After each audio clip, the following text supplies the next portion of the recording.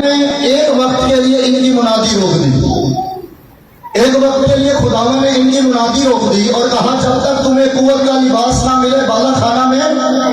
ٹھہرے رہنا۔ خداوند کو پتا تھا کہ میں نے انہیں پوری دنیا کے اندر بھیجنا ہے، خداوند کو پتا تھا کہ میں نے ان کو پوری دنیا کے اندر استعمال کرنا ہے، خداوند کو پتا تھا کہ ہزاروں لوگ ان کی منادی سے بدل جائیں گے اور دنیا کے اندر ایک بڑا انقلاب آئے گا، اور یہ ممکن نہیں ہے کہ اگر یہ روح سے خالی رہے اور روح ان کے پاس نہ ہو، روح القدس ان کے پاس نہ ہو اور یہ دنیا کے اندر نکلے۔ اس لیے خداوند نے ان کو قوت کا لباس دینے کے لیے، روح القدس دینے کے لیے جو ہمیشہ ان کے ساتھ رہے، ان کے ساتھ ساتھ چلے، خداوند یسوع مسیح نے ان کو پاک روح دینے کا وعدہ کیا تاکہ پوری دنیا کے اندر انجیل کی منادی کی جائے۔ تو اس کا مطلب بنا کیا ہے؟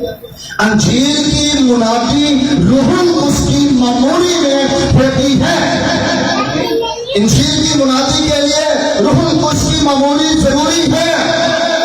اس سے بہتر کہ خداوند کا کام کیا جائے، اس سے بہتر کہ فیلڈ کے اندر جایا جائے، اس سے بہتر کہ دنیا کے اندر نکلا جائے، اس سے بہتر کہ انجیل اٹھائی جائے، اس سے پہلے کہ منادی کی جائے، اس سے پہلے روح القدس سے معمور ہونا انتہائی ضروری ہے۔ پہلے تو دیکھیں وہ ڈرتے بھی تھے،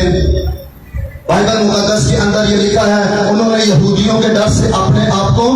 بند کیا ہوا تھا، انہوں نے اپنے آپ کو چھپایا ہوا تھا، وہ خوف زدہ تھے یہودیوں کے ڈر سے کہ ہمیں یہودی پکڑ کر مار نہ دیں، ہمیں صلیب نہ دے دیں۔ لیکن ایک وقت کے اندر خدا نے ان کو دلیر کیا، جب روح القدس کا بپتسمہ ہو گیا، جب روح القدس ان پر نازل ہو گیا، اب یہ رسول موت کی پرواہ نہیں کرتے، اب یہ رسول کسی چیز کی پرواہ نہیں کرتے، اب یہ رسول دلیر ہو چکے ہیں کیونکہ ان کے پاس دلیری کا روح آ چکا ہے،